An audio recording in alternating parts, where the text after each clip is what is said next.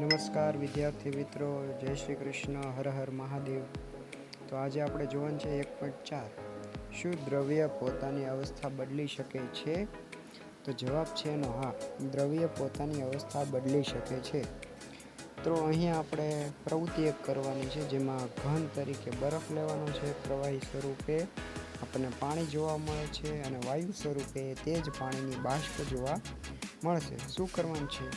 એક લોખંડનું સ્ટેન્ડ લેવાનું છે, પાણી બીકર લેવાનું છે, કાચનો સળિયો, થર્મોમીટર અને બર્નર લેવાનું છે. આકૃતિમાં દર્શાવ્યા મુજબ રચના કરવાની છે. જ્યારે આપણે બર્નર શરૂ કરીશું તો એની અંદર રહેલો બરફ છે એ પીગળવાનું શરૂઆત કરશે. તે પહેલાં આપણે નોંધી લેવાનું છે કે થર્મોમીટર કેટલું તાપમાન દર્શાવે છે.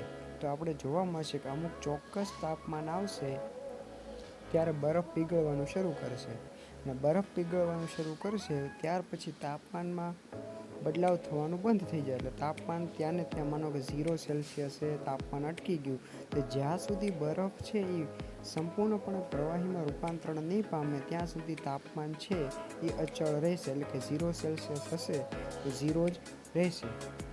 એવું શા માટે એ આગળ આપણે જોઈશું. તો આ તાપમાને શું થશે કે ઘન પદાર્થ છે એનું પ્રવાહી અવસ્થામાં રૂપાંતરણ થશે. તો આ દ્રવ્યએ પોતાની અવસ્થા બદલી. હવે આ જે તાપમાને બરફના ટુકડાનું પ્રવાહીમાં રૂપાંતરણ થયું ત્યારે થર્મોમીટરમાં જે તાપમાન આવ્યું હશે તેને શું કહેવામાં આવે છે? ગલન બિંદુ કહેવામાં આવે છે. અને આપણે જોયું હતું કે જ્યાં સુધી બરફ સંપૂર્ણપણે પ્રવાહીમાં રૂપાંતરણ નહીં પામે ત્યાં સુધી તાપમાન અચળ રહે. તો આપને એવો પ્રશ્ન થાય કે બર્નર દ્વારા ઉષ્મા તો સતત અપાતી હતી, તો એ ઉષ્મા ઉર્જા ગઈ ક્યાં? તો એ ઉષ્મા ઉર્જાનું બરફ શોષણ કરશે જ્યાં સુધી સંપૂર્ણપણે બરફનું પ્રવાહીમાં રૂપાંતરણ થશે નહીં ત્યાં સુધી. શા માટે? તો એ ઉષ્મા ઉર્જાનો ઉપયોગથી એ અણુઓ એકબીજા વચ્ચેના બંધ તોડશે અને એકબીજાથી થોડા દૂર થશે, જેથી આપણને પ્રવાહી અવસ્થા જોવા મળશે. અને બાકીની ઉર્જા છે એ પાણીની અંદર સ્થિતિ ઉર્જા સ્વરૂપે સંગ્રહિત થશે. હવે આ જ્યાં સુધી તાપમાન બદલાતું નથી અને ઉષ્મા સતત આપણા દ્વારા બર્નર દ્વારા અપાતી હતી, તો એ ઉર્જાને બરફ સંગ્રહિત કરે છે, બરફ શોષણ કરે છે. તો એ ઉર્જાને શું કહેવામાં આવે છે? ગુપ્ત ઉર્જા કહેવામાં આવે છે, અથવા તો એને લેટેન્ટ હીટ પણ કહી શકો તમે. એની અહીંયા વ્યાખ્યા આપેલી છે. જો શું વ્યાખ્યા આપેલી છે કે પદાર્થના ગલન બિંદુ જેટલા તાપમાને એક વાતાવરણ દબાણ, એટલે કે આપણા વાતાવરણનું દબાણ, 1 કિલોગ્રામ ઘન પદાર્થને પ્રવાહી અવસ્થામાં રૂપાંતરણ કરવા માટે જે ઉષ્મા ઉર્જા આપવી પડે એને શું કહેવામાં આવે? ગલન ગુપ્ત ઉષ્મા, લેટેન્ટ હીટ ઓફ ફ્યુઝન, જે પાણી માટે 0 સેલ્સિયસ એટલે કે 273 કેલ્વિન છે. હવે સતત આપણે પાણીને ગરમ કરતા રહીશું તો અમુક એવું તાપમાન થર્મોમીટરમાં આવશે, થર્મોમીટર દર્શાવશે કે જે પાણી છે એનું સંપૂર્ણ બાષ્પીભવન થઈ જશે, એટલે કે વરાળ સ્વરૂપમાં રૂપાંતરણ પામશે. જ્યારે પાણીનું વરાળ સ્વરૂપમાં રૂપાંતરણ થવાની શરૂઆત થાય તે તાપમાનને આપણે શું કહીશું? ઉત્કલન બિંદુ, જે પાણી માટે 100 સેલ્સિયસ છે અને કેલ્વિનમાં કેવું હોય તો 373 કેલ્વિન. હવે અહીંયા પણ જ્યાં સુધી બધા પાણીનું બાષ્પીભવન નહીં થઈ જાય ત્યાં સુધી જે આપણે ઉષ્મા આપશું એનું પાણી શું કરશે? શોષણ. તેને શું કહેવામાં આવે છે? બાષ્પીભવન ગુપ્ત ઉષ્મા ઉર્જા. હવે અહીંયા નાનકડી ચાર્ટ આપેલો છે, એના દ્વારા સરળ રીતે સમજી શકાય પદાર્થની અવસ્થા, દ્રવ્યની અવસ્થાઓ. ઘન અવસ્થાને ગરમ કરવામાં આવે, પ્રવાહી અવસ્થામાં રૂપાંતરણ પામે. પ્રવાહીને ગરમ કરવામાં આવે, વાયુ અવસ્થામાં રૂપાંતરણ પામે. હવે આ વાયુ અવસ્થાને ઠંડુ કરશો, જ્યારે પાણીની વરાળ છે એ ઠંડી પડશે એટલે પાણી અવસ્થામાં રૂપાંતરણ પામશે, જેમ કે વાદળોમાં ઘટના બને છે.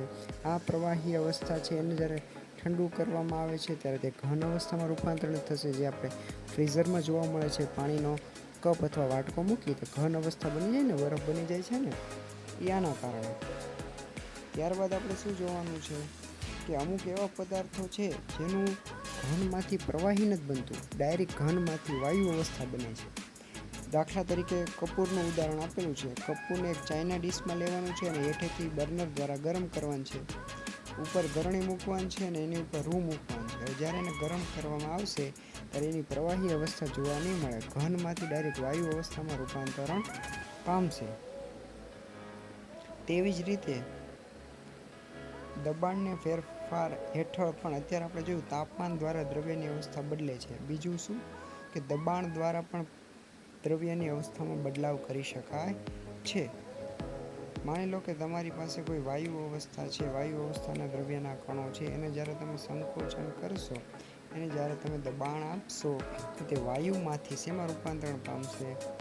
પ્રવાહી અવસ્થામાં. કારણ કે માની લો કે પેલી જે ટ્યુબ છે એની અંદર વાયુ અવસ્થામાં કણો છે, એને પિસ્ટન દ્વારા દબાણ આપવામાં આવે છે તો કણો એકબીજાની નજીક આવશે, બોન્ડ બનાવવાનું શરૂ કરશે. તો જેમાં વાયુમાં સ્વતંત્ર રીતે આંટા મારતા હતા, અનિયંત્રિત હતા કણો, એ એકબીજાની નજીક આવશે, બંધ બનાવી લેશે અને શેમાં રૂપાંતરણ પામશે? પ્રવાહી અવસ્થામાં. એવી જ રીતે કાર્બન ડાયોક્સાઇડ છે એનું સંકોચન કરી અને ઊંચા દબાણે એને રાખવામાં આવે છે. જો સામાન્ય વાતાવરણમાં જે કાર્બન ડાયોક્સાઇડ હોય છે એને ડાયરેક્ટ પ્રવાહી અવસ્થામાં આવ્યા વિના ડાયરેક્ટ વાયુ અવસ્થામાં રૂપાંતરણ પામે છે. ઘન કાર્બન ડાયોક્સાઇડ હોય છે જેને સૂકો બરફ પણ કહેવામાં આવે છે. ત્યારબાદ અહીં બીજો ચાર્ટ આપેલો છે. આ ચાર્ટ સમજાઈ જશે એટલે આખું ચેપ્ટર તમને સમજાઈ જશે. શું કહેવામાં આવ્યું છે? ઘન દ્રવ્ય હોય કોઈ પણ પદાર્થની અવસ્થા ઘન છે, એને જ્યારે ગરમ કરવામાં આવે છે ત્યારે તે પ્રવાહી થાય છે. પ્રવાહીને ગરમ કરશો ત્યારે બાષ્પીભવનની પ્રક્રિયા દ્વારા વાયુ અવસ્થામાં રૂપાંતરણ પામશે. હવે આ વાયુને છે જ્યારે તમે ઠંડુ કરશો ત્યારે, એટલે કે સંઘનન કહેવાય એને, ત્યારે તે પ્રવાહીમાં રૂપાંતરણ પામશે. પ્રવાહીને ઠંડુ કરશો ત્યારે એને ઘનીભવન કહેવામાં આવે છે. ઠારણ દ્વારા, એટલે કે ઠંડુ કરવા દ્વારા ઘન અવસ્થામાં રૂપાંતરણ પામશે. હવે અમુક આપણે કપૂર છે, કાર્બન ડાયોક્સાઇડ જોયું કે એનું ઘનમાંથી ડાયરેક્ટ વાયુ અવસ્થામાં રૂપાંતરણ થાય છે. તો એ પ્રક્રિયાને ઉર્ધ્વપાતન કહેવામાં આવે છે. અને વાયુમાંથી જ્યારે એનું સંકોચન કરવામાં આવે છે ત્યારે ડાયરેક્ટ ઘન અવસ્થામાં રૂપાંતરણ પામે છે. તેને નિક્ષેપણ કહેવામાં આવે છે.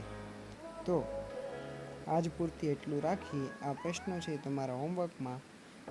આવતા લેક્ચરમાં આપણે બાષ્પીભવન વિશે શીખીશું. આભાર.